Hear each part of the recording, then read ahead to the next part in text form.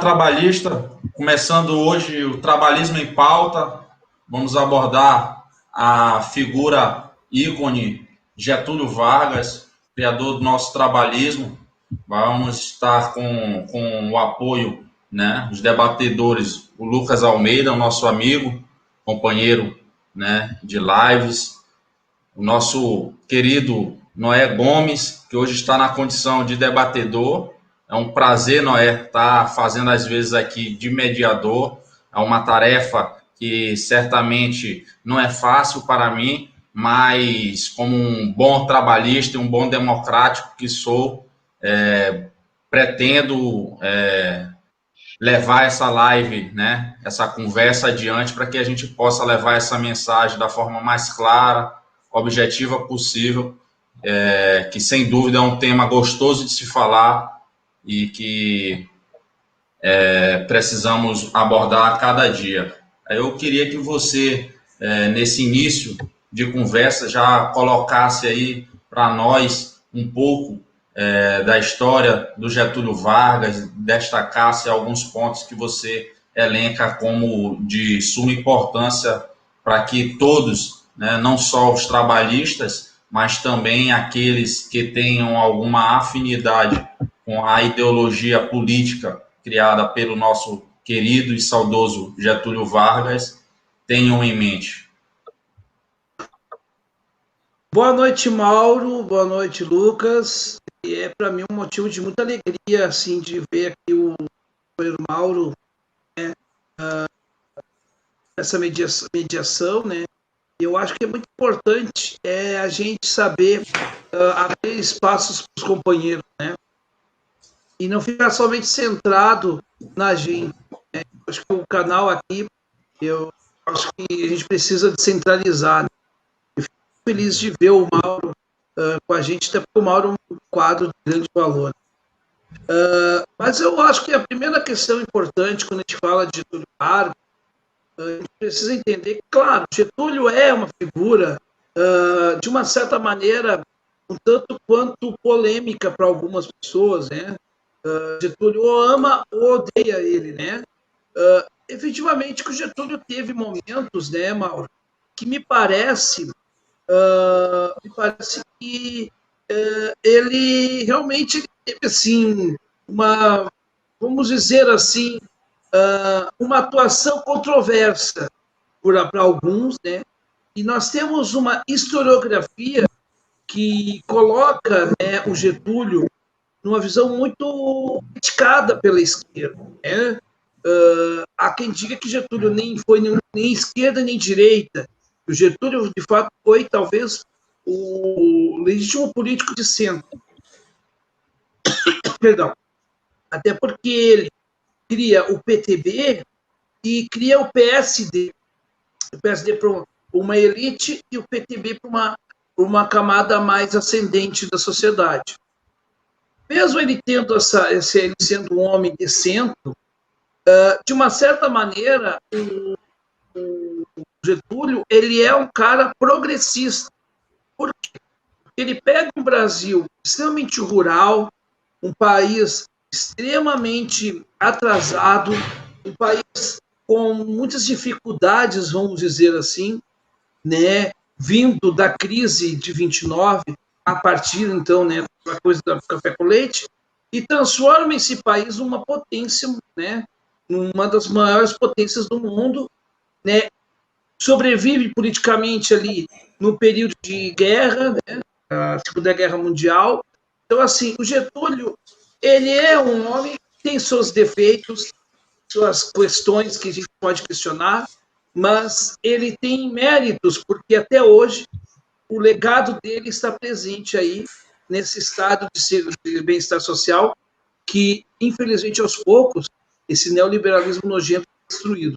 Mas a gente tem que colocar o seguinte, por mais que goste ou não do Vargas, ele tem o seu lugar na história e a gente precisa relembrar sempre o Vargas.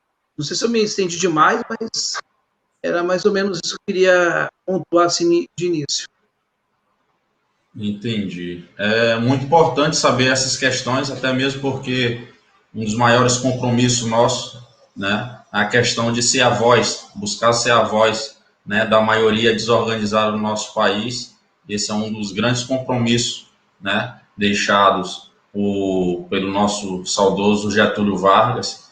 E gostaria de saber, passando a fala do nosso companheiro Lucas Almeida, se ele considera que, desde a época de Getúlio Vargas, nós não vivemos um grande movimento de mudança institucional. O Lucas teve que sair, mas eu vou responder então por ele essa pergunta, pode ser? Aí depois que ele voltar aqui, a gente insere ele em outra questão. Eu acho que o Vargas, ele tem um componente importante, que é o seguinte: ele entra em 36, aliás, em 29, né? A crise, né? Faz a Revolução de tira o Washington Luiz, quebra com o sistema ali da chamada República do Café com Leite, e depois ele ascende ao poder, ele fica até 45, tem a questão do Estado Novo e tudo mais, e teve-se ele promoveu uma ditadura, isso a gente tem que criticamente dizer.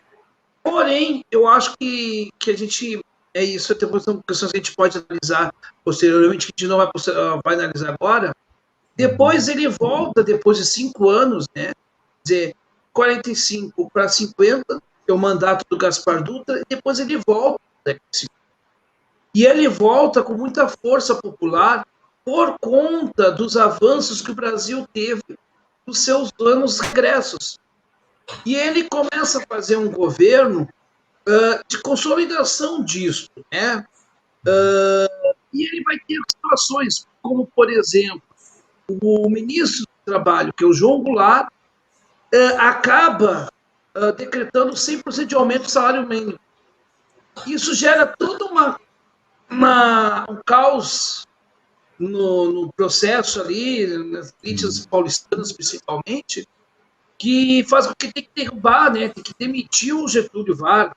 O Getúlio Vargas, não, o Jango.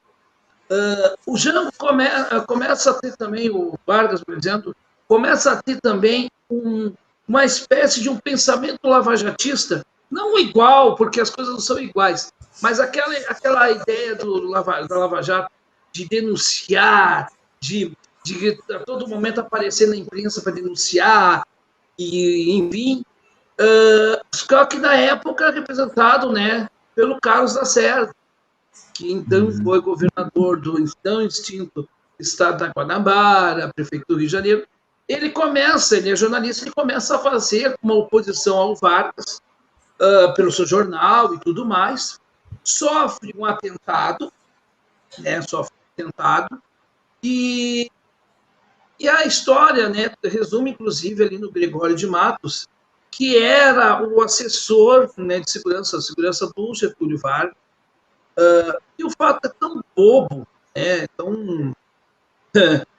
e aí se dava o nome de Mar de Lama para aquilo, que seria uma pequena corrupção que realmente o Gregório fez, o Gregório assumiu depois, mas algo muito ínfimo, mas que gerou nas camadas da chamada oligarquia brasileira, que eu chamaria assim, oligarquia pensando conjunto de elites, né, mandatos de poder, mas que não estão com mandatos, né? Então eles acabam criando, né, Mauro?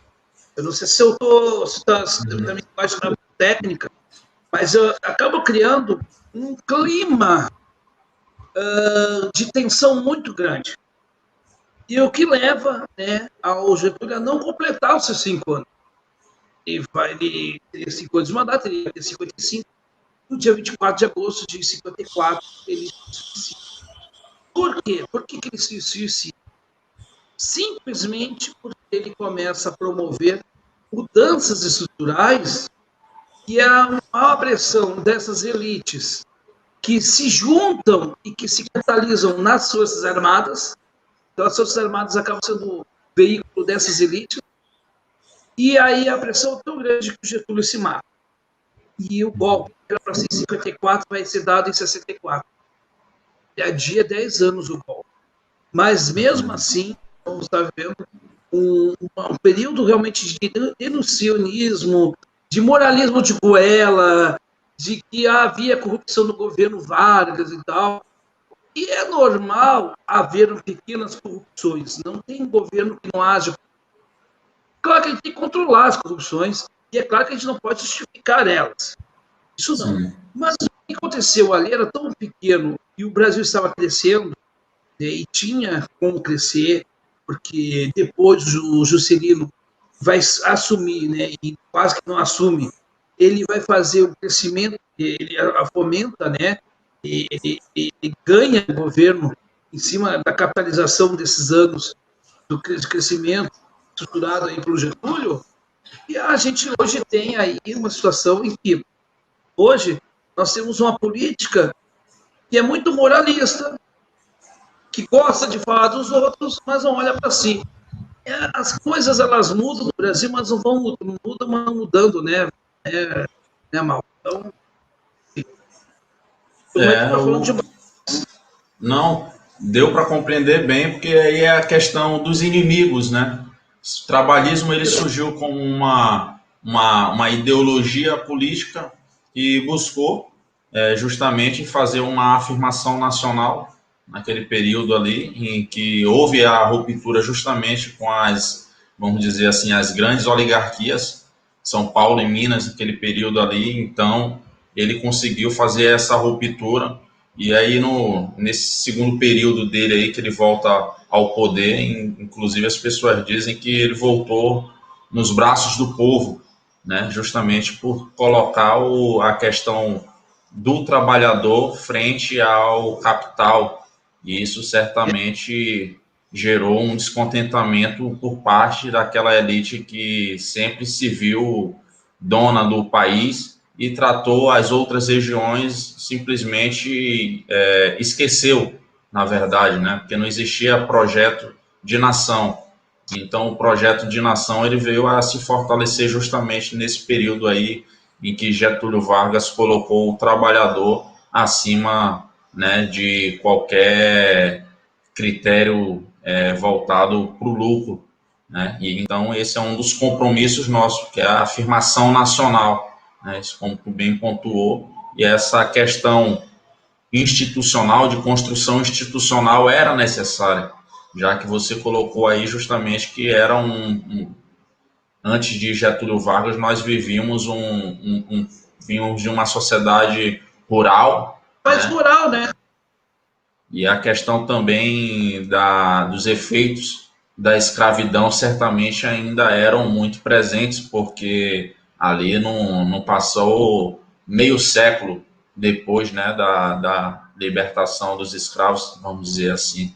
E aí a questão do trabalho vem justamente para, no meu ponto de vista, colocar essas pessoas no jogo, né? No jogo democrático.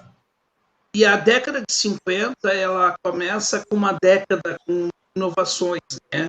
Por exemplo, a construção do Maracanã, que vai ter o Maracanaço, né?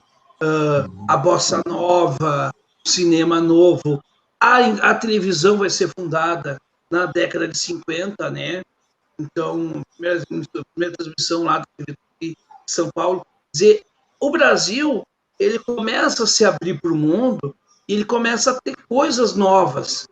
Né? Ele começa a viver grandes novidades no âmbito cultural.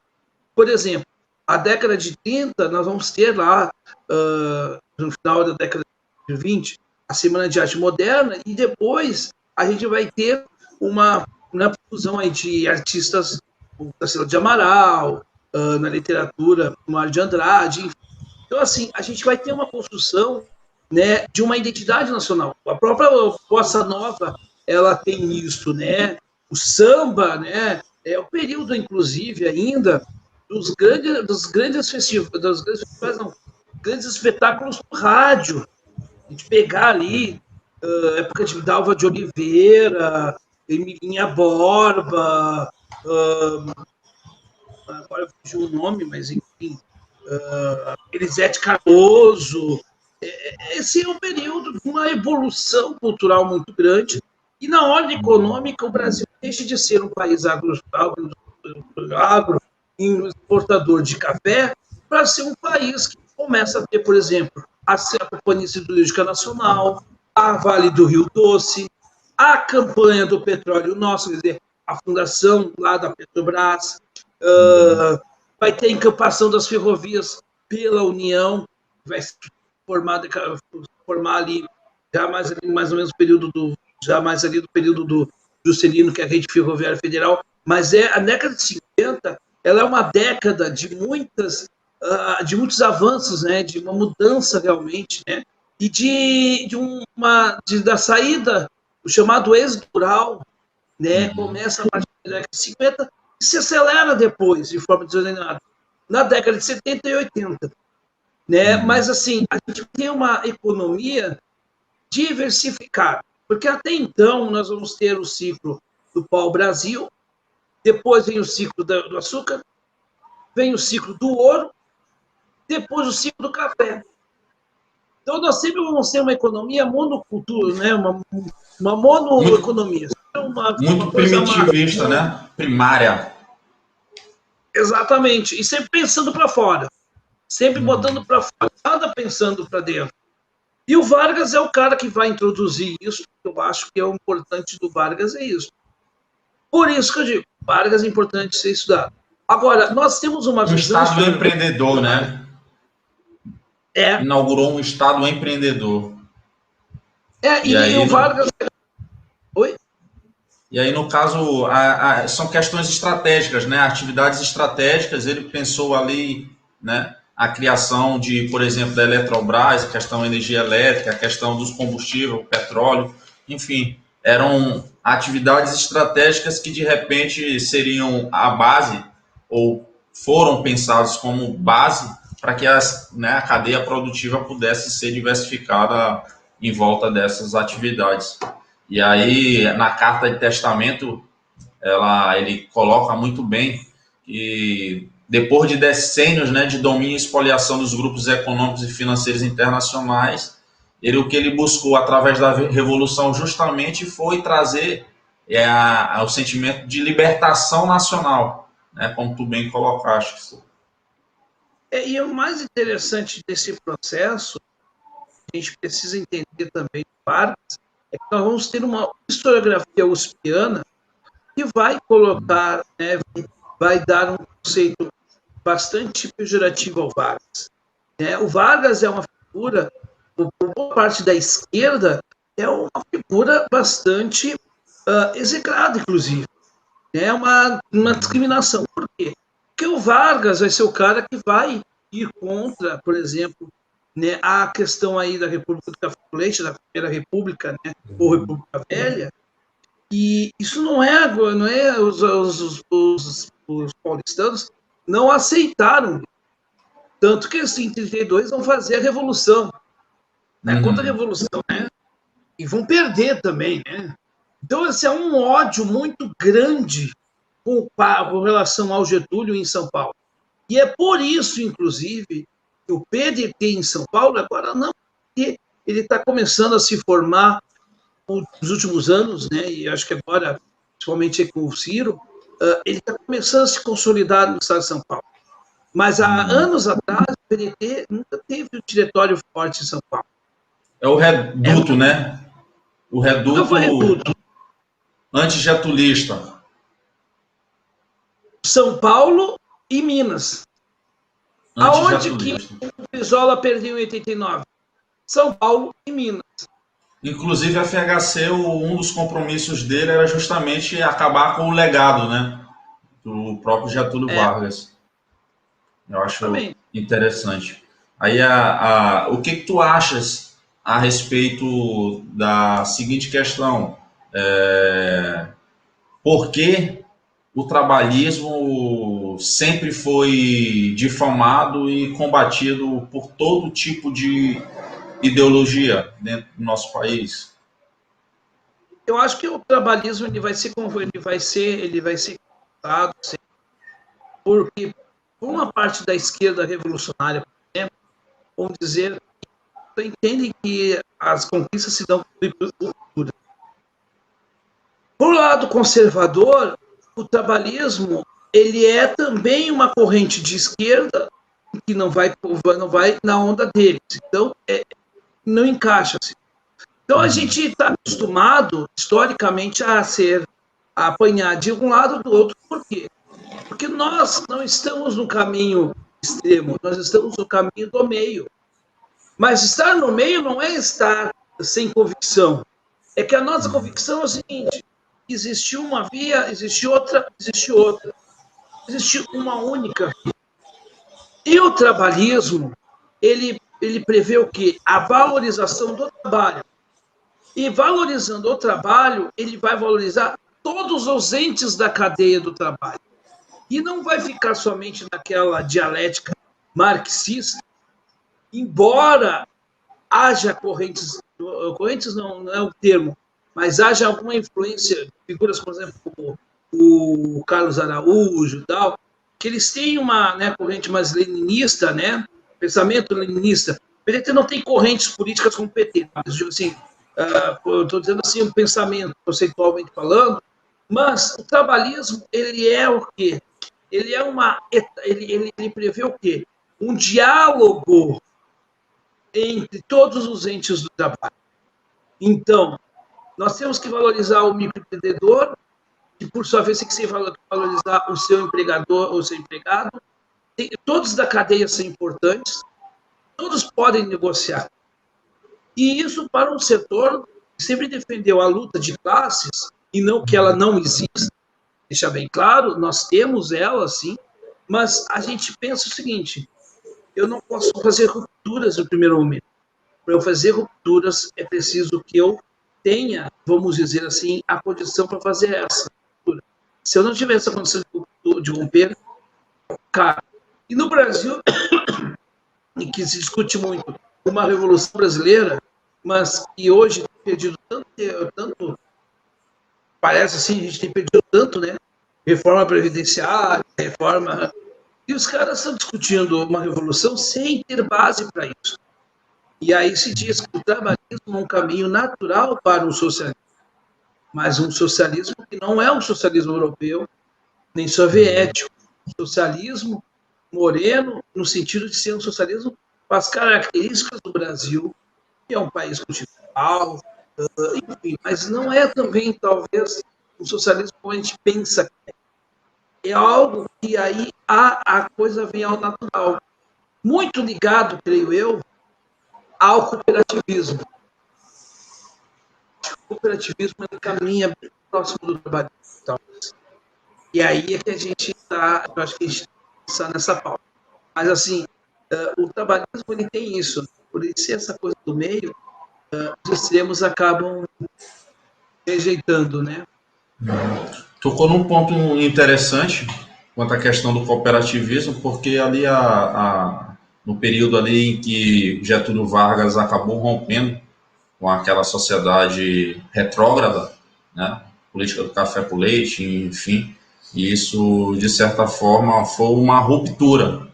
E o legado dele teve uma certa continuidade, o trabalhismo junto com o desenvolvimentismo, teve ali como aliado justamente Juscelino Kubitschek, que teve as mesmas pressões internacionais, né, mas conseguiu conduzir o governo dele.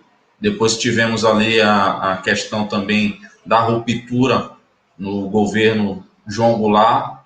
E o que tu achas que o trabalhismo representa justamente esse fio da história? Eu acho que o trabalhismo ele representa isso, porque assim, ó, aí depois vamos pegar, né, o Jango, que vai assumir em 61, depois, né, daqueles 8 meses lá do Jânio Quadros, e o que acontece com o Jango? O Jango é o herdeiro do trabalhismo, é o herdeiro direto do Jango. E ele acaba fazendo o quê? Uma política de reformas básicas, ou seja, ele detecta o seguinte: tudo bem, nós avançamos enquanto país, mas nós temos muita desigualdade. E essas desigualdades são fruto do quê? Fruto exatamente de um Estado que é consequência de um Estado escravocrata, da forma de colonização histórica do Brasil. Então, assim, nós precisamos fazer medidas que a médio e longo prazo, possam sanar esses problemas. Isso são as chamadas reformas de base. E ele apresenta isso. Só que a questão é o seguinte: nós temos uma elite no Brasil que ela é uma elite muito mesquinha. Ela é talvez a elite mais mesquinha do mundo. Porque se a gente pegar, por exemplo, os liberais dos Estados Unidos, lá nos Estados Unidos, o liberal constrói coisas para o Estado. Então, ele vai lá e constrói a ponte. E aí, tá, ele até tributa lá a ponte, mas ele construiu. Aqui nós temos um modelo de um liberalismo dependente do Estado. O próprio Bolsonaro é o exemplo disso. Ele defende um Estado mínimo, mas ele cinicamente esconde que ele ficou 30 anos, né, sendo mantido pelo próprio Estado, a qual ele critica. Ele foi deputado, vereador, agora deputado, depois presidente. Quer dizer, ele tem a estrutura, ele tem a dependência disso. Então, assim, o nosso pensamento de quem é hegemônico é um pensamento muito atrasado. E aí a gente precisa, e é isso que é muito importante dizer, a gente precisa fazer governos que façam essa pressão. O Jango fez essa pressão. Botou na rua e pagou com a vida. Essa é a grande verdade. Como o Getúlio pagou com a vida. Por ousar fazer, e o Getúlio diz na carta de testamento dele, que, aliás, eu tinha marcado ela, mas, enfim, ele coloca essas questões aí, e eu acho que vale a pena a gente ler a carta de testamento, que é um documento que poucas pessoas conhecem, né? E ele diz assim, ó,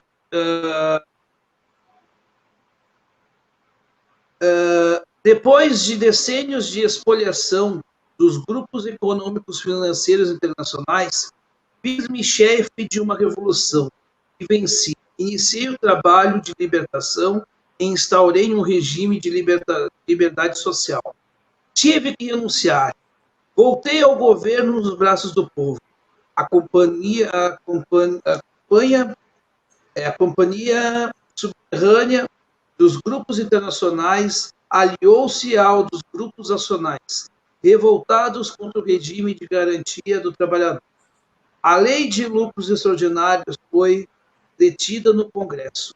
A justiça, da revisão do salário mínimo, se desencadearam os ódios. O que ele quer dizer com isso aqui?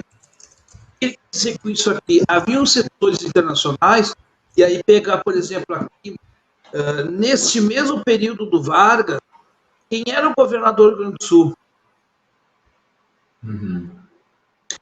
Quem era o governador? Quem é que estava aqui no Rio Grande do Sul, aliás? Não era governador, era deputado. Quem era? Era o Brizola.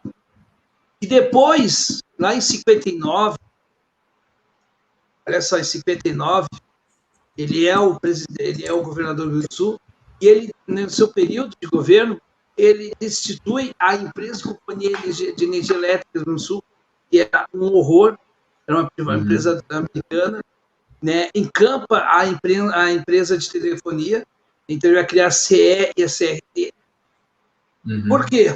Porque havia isso, esses grupos internacionais faziam serviços essenciais e eram péssimos. Então, houve um momento de encampação desses serviços públicos, e isso gerou muita revolta. Essa questão aí do Brizola ter encampado essas empresas gerou muita dor de cabeça para o Jango. Verdade. Então, e aqui havia essa pressão já no período do Vargas. Porque o Vargas queria o quê? Destituir elas, mas ele não conseguiu. E em 54, nós já tínhamos o quê? Uma CLT.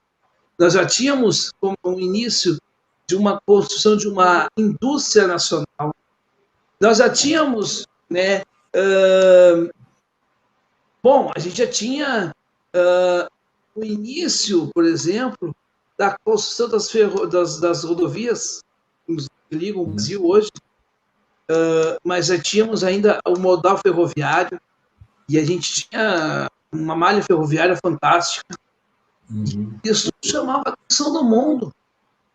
E por que a malha ferroviária foi destituída no Brasil?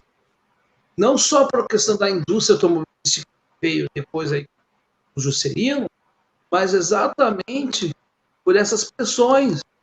Até porque nós vamos saber, em 64, o primeiro sindicato a ser atacado foi o sindicato dos ferroviários, foram os que mais resistiam contra o golpe de 64.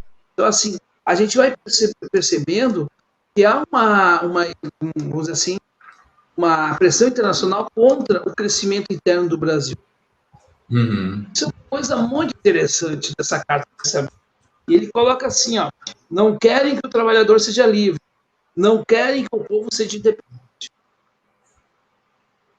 Tenho lutado mês a mês, dia a dia, hora a hora, resistindo a uma agressão constante e cessante, tudo suportando em silêncio, tudo esquecendo, renunciando a mim mesmo para defender o povo que agora se queda desamparado.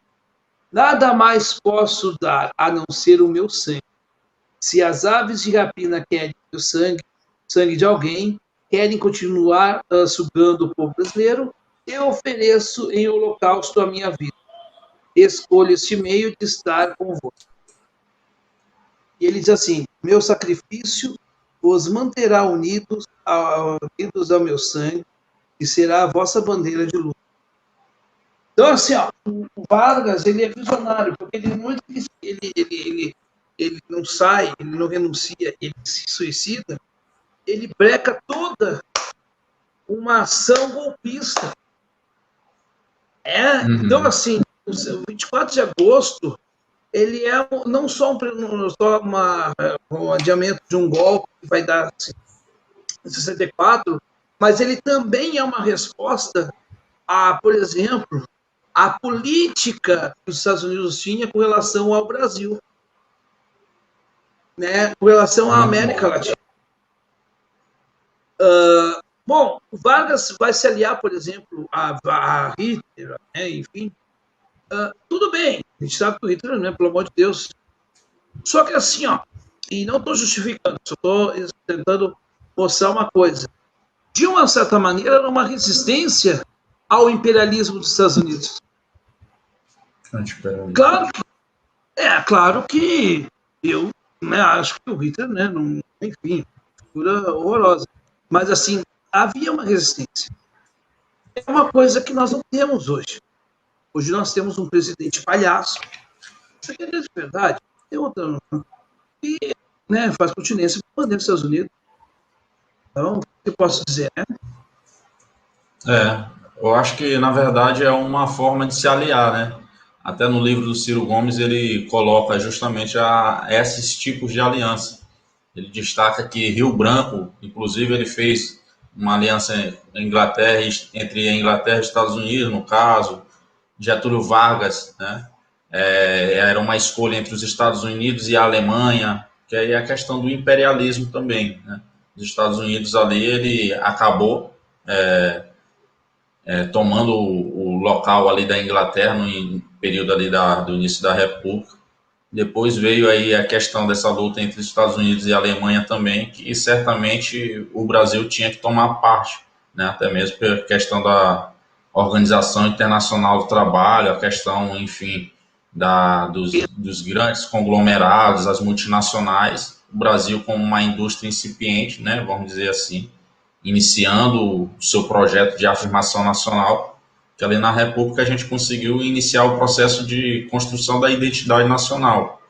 E aí Getúlio Vargas, com grande propriedade e habilidade, veio confirmar justamente esse objetivo, né, de nos tornar uma grande nação, e em razão até mesmo das bênçãos, né, que o nosso território tem, que são as grandes riquezas, né, riquezas naturais, riquezas minerais, enfim. E aí ele tentou justamente, eu acho, nesse ponto de vista, levar adiante um projeto nacional de desenvolvimento, né? Conseguiu inaugurar esse grande desafio e, para tanto, ele teve justamente que tomar iniciativa no sentido de, por exemplo, lutar pela encampação, né, de algumas multinacionais, algumas empresas que certamente estavam criando óbice ao desenvolvimento desse projeto. Eu lembro bem que até mesmo o João Goulart, ele em audiência na Organização das Nações Unidas, ele muito bem tocou no motivo pelo qual ele, como um herdeiro do trabalhismo, tomou a iniciativa também de assumir essa luta, né? Justamente porque essas empresas vinham gerando problemas no desenvolvimento de um projeto de nação que justamente colocava o trabalhador acima dos interesses, né, do lucro, e o interesse nacional ele veio, acho que, a ser muito fortalecido nesse período. Infelizmente, o interesse nacional hoje parece-me que, de certa forma, a elite, né, crê que ela realmente representa esse interesse nacional, quando na verdade a gente entende que não, né? Então, aquelas aves de rapina que ele lutou contra e que queriam continuar, né, sangrando o povo brasileiro, então ele ofereceu ali o sangue dele para que ficasse como uma forma de resistência. E então, todas essas construções, elas não são, no meu ponto de vista, apenas para que a gente seja historiadores ou apenas saudosistas. Na verdade, o fio da história ele precisa ser retomado, né? Os inimigos, né, que Getúlio Vargas teve foram uns. O João Goulart teve outros inimigos. Com o golpe de 64 ali, 21 anos de ditadura, nós tivemos também um inimigo mais genérico, né? Mas não podemos esquecer que por trás sempre teve o imperialismo norte-americano. Então, o que Getúlio Vargas fez tem uma coerência absurda, e hoje em dia também, né, no meu ponto de vista, a gente ainda tem como grandes inimigos o imperialismo norte-americano.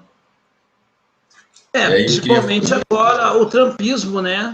O trumpismo ele está, né, juntando com o bolsonarismo, né? Nós estamos vivendo a era total do entreguismo, né? E sempre com esse discurso de comunismo, né? Que é um discurso de amofado e tudo mais, né? E os caras, eu sou até comunista. Ele pergunta, mas o que é comunismo? O cara não sabe responder. Então, a gente está vendo uma era muito também. Eu até falei aqui no canal, um vídeo no canal, o ar domingo, foi no ar domingo, né? Essa transmissão aqui é o ar de segunda, em que eu digo assim, né? Que nós estamos vendo a era do obscurantismo. E é uma questão assim interessante, que assim, na época ali do Vargas, é a questão do moralismo, né? Realizado ali pelo Carlos Lacerda, por exemplo, que tentou ser presidente e não conseguiu.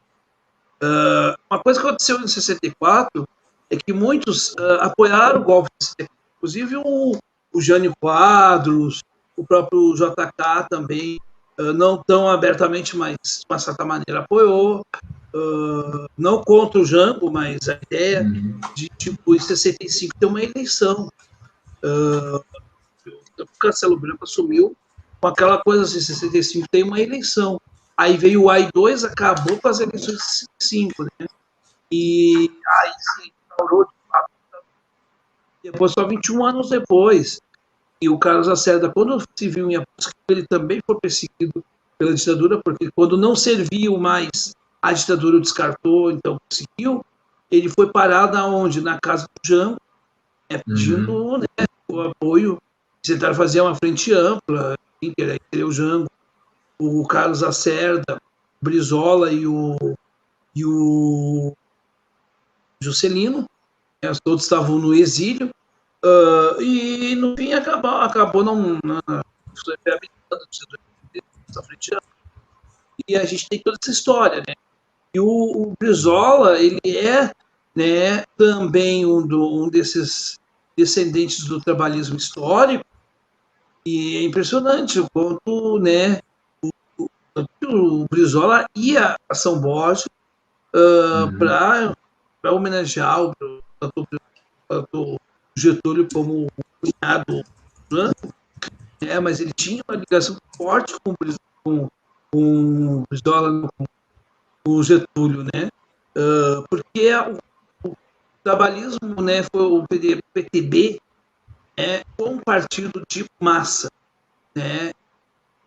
PTB mesmo, PTB antigo, não o PTB esse do Jeff. Foi um partido que organizou a classe trabalhadora. E essa classe trabalhadora, né, o Vargas, ele teve uma intervenção estatal no sindicalismo. Isso também é alvo de críticas por parte da historiografia uspiana. Eu até acho que algumas críticas até são bem interessantes. Eu acho que a gente tem que aceitar, até porque são fatos. E o fato é fato. Porém, eu pergunto o seguinte: se não tivesse essa intervenção, se não tivesse essa manobra do Vargas, será que realmente essa classe sindical teria maturidade de continuar na luta para se manter a favor dos direitos do trabalhador? Eu acho muito pouco provável. Tanto é que as centrais sindicais da época, quando houve o golpe de 64, elas estavam bem divididas. Elas não tinham força. Essa crise que nós temos hoje no meio sindical já havia em 64. Só que de outra maneira, claro, em contextos um pouco diferentes, mas há uma crise de representação lá. Eu acho que a gente está reproduzindo algumas coisas de 64, de 50, 60 anos atrás. Isso me preocupa bastante. Eu acho que a gente tem que tirar a lição da Carta Testamento Vargas, de tudo que aconteceu em 24 de outubro de 54, e é a consequência de quem manobra, né, uma dialética sem vergonha, uma dialética sem vergonha, vamos dizer assim, e é o caso aí do Carlos Lacerda, porque ele, na verdade, ele com a sua, né, ele era um grande comunicador, ele era um cara, um discursista fantástico, ele estava a serviço, ele deu entrevistas nos Estados Unidos várias vezes, ele viajava para lá, enfim, então assim, é lamentável, né? Eu acho que a gente tem que dar esse recado para quem está nos assistindo. Muito bom. Eu não sei, Mauro, eu acho que a gente pode até deixar assim como um recado, né? Eu queria te fazer mais uma pergunta também. Sim. Claro. Considerando que Getúlio conseguiu vencer ali a crise de 30, vamos dizer assim, inclusive esse modelo que ele inaugurou foi de 1930 a 1980, foi um período que o Brasil teve uma grande expansão econômica. Teríamos condições em pleno século XXI, em 2020, romper com a crise não só econômica, mas crise de diversas áreas? Eu acho que a gente hoje precisa ter uma política pura do neoliberalismo. Eu acho engraçado que nós temos uma esquerda muito infantil em alguns aspectos, preocupa muito. Enquanto a gente discute o sexo dos anjos, nós não discutimos o centro das questões, o cerne das questões. Eu repito, eu sou um cara que eu defendo as chamadas pautas identitárias, sim, no sentido de que elas têm que estar sendo trabalhadas com as pautas centrais, né? Nós hoje temos uma maioria de população desempregada, é uma população negra, mas não quer dizer que só o negro, que a gente tem que bater na questão só do negro desempregado. Temos que falar de tudo. Nós temos que pensar a coisa mais globalmente. Eu acho que a primeira coisa é romper com o neoliberalismo. Eu não vejo outro caminho. A Covid-19, aí, a crise Covid-19 mostrou isso, né? Hoje nós não temos um SUS deficitário, e que se não fosse esse SUS deficitário, nós teríamos uma situação muito pior, né? Hoje um país que está com mais de 110 mil mortos, né? E que eu acho que vai chegar a 200. Eu não vejo, infelizmente, um outro caminho. Aliás, tem muita gente que está pagando para ver. Eu acho que vai pagar para ver mesmo, e o caminho é esse, infelizmente. Então, assim, a gente precisa romper com o neoliberalismo. Seria a primeira pauta de todos os partidos de esquerda. Infelizmente, alguns partidos de esquerda ficam na brincadeira de outras discussões muito importantes e não fazem essa discussão. Até porque uma parte da esquerda, quando esteve no poder, não fez nenhuma reforma de base, não fez nenhuma reforma estruturante, não brigou com nenhum setor dessa classe dominante, esses 5% que detêm o poder no Brasil. Eles, ao contrário, se aliaram a esses e deram migalhas para a população miserável. Tão miserável, quando ganha 600, né, do auxílio emergencial, na verdade não foi o Bolsonaro que instituiu, mas o Congresso Nacional, aceitam e são gratos ao Bolsonaro por esse benefício, quando na verdade esse benefício foi uma luta da esquerda. Então nós temos uma situação de um povo bastante precário, de um povo ignorante no sentido de ignorar mesmo, não de maldade, né? E é uma população que não está interessada ainda na discussão central, né, na discussão estrutural, e uma esquerda que parece que quer se alimentar dessa pobreza também, tanto quanto a gente sempre criticou a direita, que se alimentou dos bolsões de pobreza. Mas também há um campo, uma parte da esquerda, que se alimenta da miséria, que a miséria para ela é importante. Então, para nós, nenhum nem outro. Eu repito mais uma vez, as pessoas hoje estão acostumadas em ser A e B, e nós dizemos, não, nós não queremos A e B, nós queremos C. E cabe para cada um de nós sermos assim. Eu vi esses dias a Heloísa Helena falando para Marco Antônio Villa, e ela dizendo isso. Só, Vila, eu quero ser uma opção A, B. Não quero isso. E a Heloísa Helena não é uma trabalhista, mas é uma pessoa de valor do campo progressista, e está dizendo isso. Então, assim, eu acho que a gente tem que romper com essas amarras para daí sim, de fato, construirmos um debate político sólido para isso. Se não essa bobagem, usar que perder tempo, eu acho que nós não temos mais tempo a perder. Isso é que mais me angustia. Interessante. O que tu leva a eu pensar nesse momento é justamente sobre um outro compromisso nosso, né, que é superar justamente esse assistencialismo. O professor Mangabeira ele fala muito que nós devemos deixar de tratar o povo brasileiro como beneficiários a cooptar, mas na verdade agentes a equipar, né? O que ele busca é equipar o povo brasileiro, né, com capacitação, com uma qualificação, para que esse povo venha ingressar na economia do conhecimento. O Ciro Gomes ele defende muito a questão dos complexos industriais, é de extrema relevância, vez que a exemplo do que Getúlio Vargas inaugurou. Infelizmente, nós tivemos aí esse processo de deterioração da democracia, né? Vivemos uma deterioração democrática, mas também vivemos a questão da desnacionalização.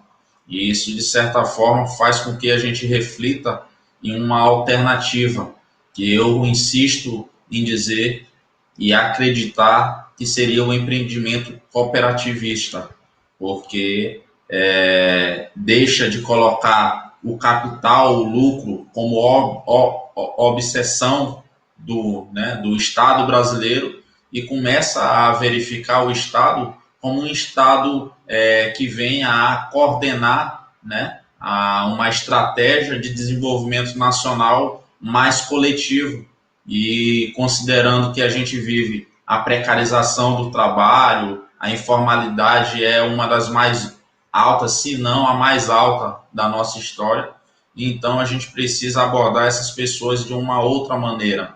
A educação, que é um outro compromisso nosso, que vem justamente para emancipar o povo e qualificá-lo para assumir a tarefa, né, de libertação nacional, seria com base num novo modelo de educação.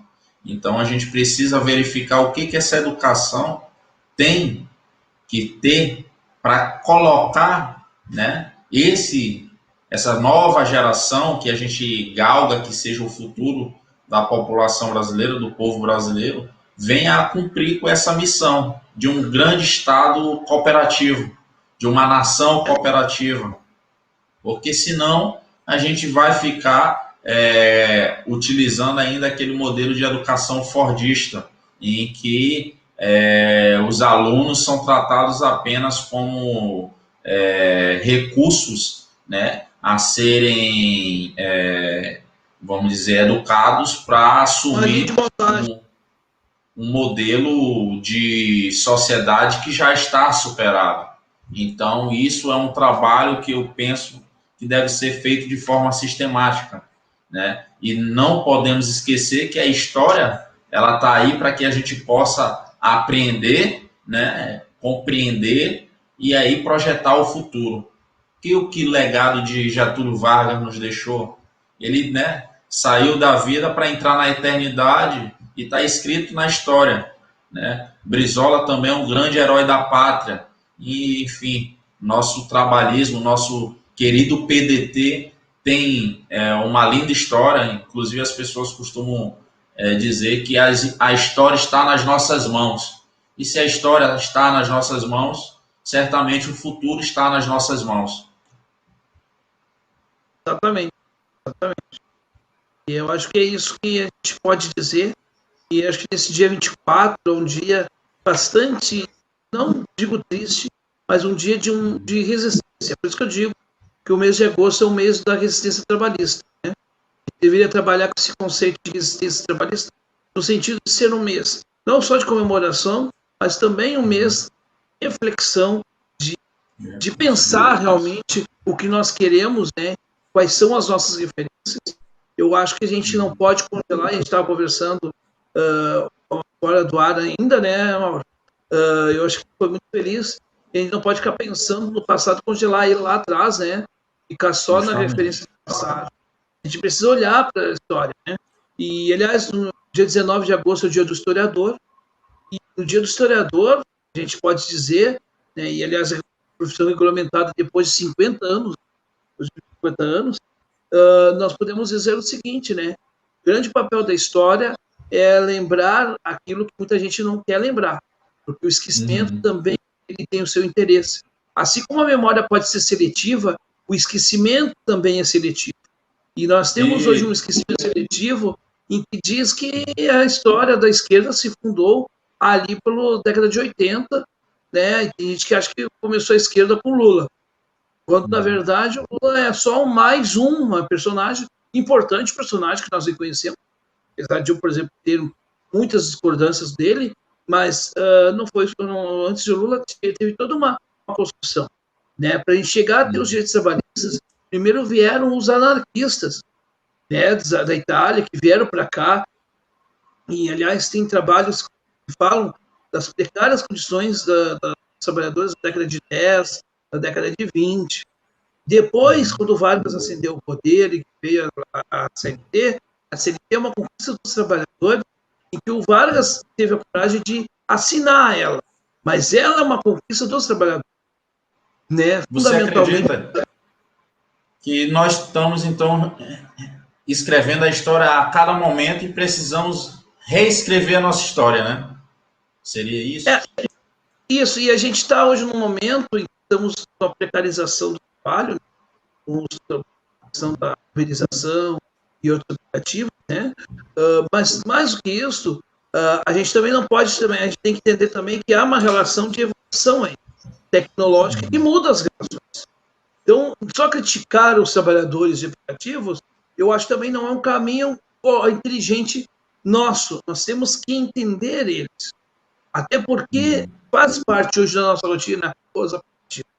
Mas mais do que isso, o que falta hoje é que, tudo bem, tu quer trabalhar com aplicativo, tu vai ser autônomo, vai ser um autônomo que tem um Estado que te dê uma sustentação.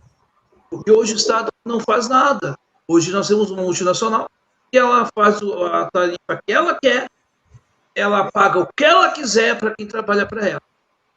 E ela não dispõe nada, o cara dispõe o carro, dispõe a gasolina e tudo mais, e ela está ali, ganhando limpinha. E ela diz que dá prejuízo. Ainda tem essa pachorra de dizer isso. Então, assim, a gente tem que parar para pensar, né, que tipo de economia que nós queremos. E aí é que eu digo, o liberalismo, ele não é o caminho. Nem tampouco o estatismo, né, doentio também não. Mas nós só temos... parênteses. Questão do liberalismo, a gente não é contra a questão dos direitos fundamentais, individuais, que foi uma conquista justamente Claro. da democracia liberal, mas não quer dizer que nós vamos concordar plenamente com o que ela se tornou, né? Que é o outro face do neoliberalismo, vamos dizer assim. Até porque o próprio liberalismo clássico, coisa, né? O liberalismo é uma releitura do liberalismo, e é uma questão assim de nós não queremos só um Estado mínimo ou máximo, nós queremos um Estado necessário. É um Estado que fiscaliza a questão ambiental, que coloque ajustes. E hoje nós estamos perdendo terreno exatamente por conta do desajuste ambiental promovido por esse sem vergonha, por esse sinistro do meio ambiente chamado Ricardo Salles. E, é claro, nossas relações exteriores deterioradas por esse o nome desse cara é tão assim, o Ernesto aí, ele é tão assim, tão relevante que a gente até esquece o nome. É verdade. O sujeito, o Ernesto Araújo é uma figura deplorável. Esse o liberalismo do Guedes. Mas, por outro lado, eles estão também criticando aquilo que eles criticavam no PT, que é a política do assistencialismo. E aí eles estão fazendo o assistencialismo, dando migalhas aos pobres e destruindo ainda mais as estruturas do Estado. Nós não queremos isso, nós queremos que, sim, tenha programas de renda mínima, não há problema nisso. Mas nós queremos um Estado que tenha um planejamento das suas contas, das suas finanças e mais, que seja um Estado que tenha ações de manutenção dele. E todos temos para isso. E para isso, por exemplo, nós temos que taxar as fortunas, os que tem iate, tem isso e aquilo, mas não pagam imposto. Quer dizer, hoje no Brasil, você tem uma motinha para andar, para fazer entrega, você paga IPVA. O cara tem o iate e não paga nem um centavo. A discrepância é essa, né? Então, eu acho que a gente tem que pensar essas coisas. Eu acho que é isso, muito, né? Bom. Acho muito, muito, muito válido essa nossa conversa. É um diálogo bastante interessante porque busca, né, refletir sobre o passado e certamente dessa nossa conversa a gente vai procurar matutar, descobrir onde que a gente pode, né, tá trabalhando, tá elaborando algo que seja inovador, que seja unificador, né, dessas diversas vozes que estão por aí ecoando, né, mas de forma que não está sistematizada, coordenada. Eu acho que falar sobre Getúlio Vargas, falar sobre João Goulart, falar sobre o PDT é falar de nós mesmos, porque o que a gente busca é que um partido represente aquilo que a gente entende que realmente é de senso comum do povo brasileiro, né?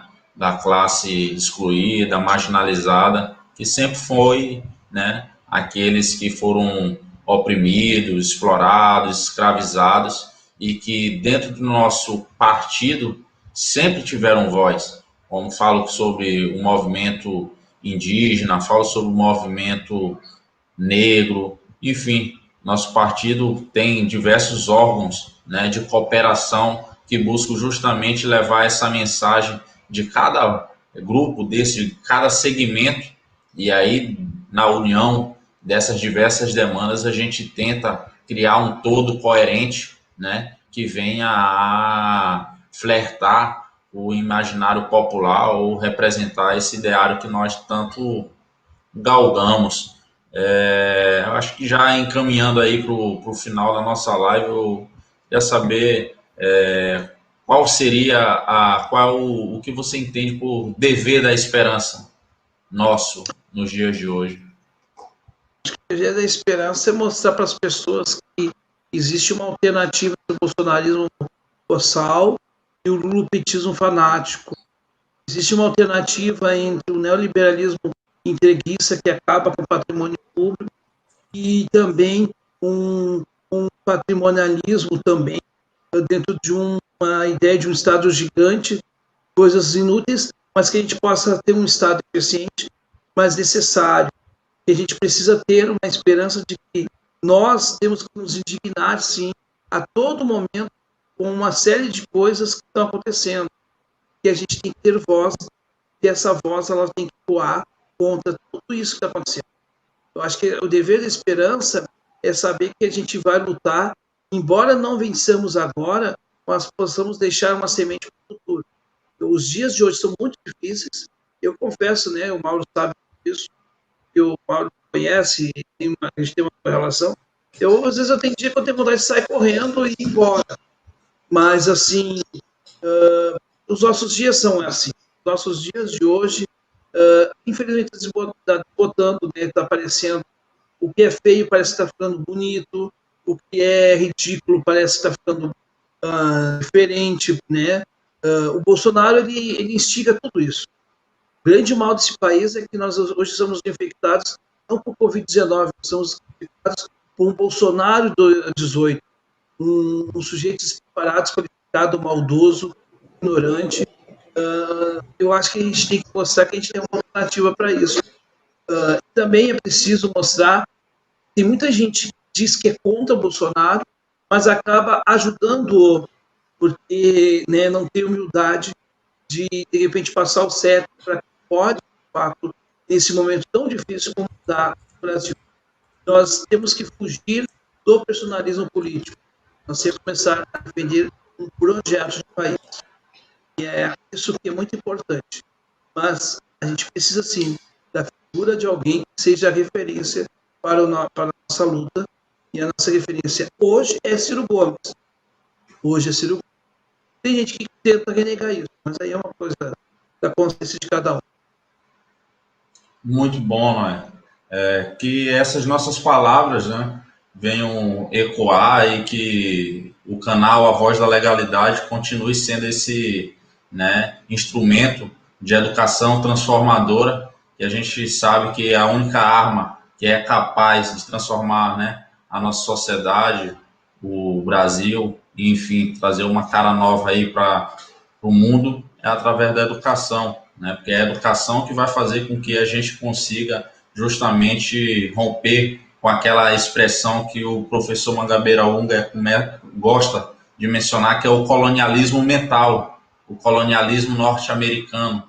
Então, eu vejo em tuas palavras essa visão de que temos que falar de nós mesmos.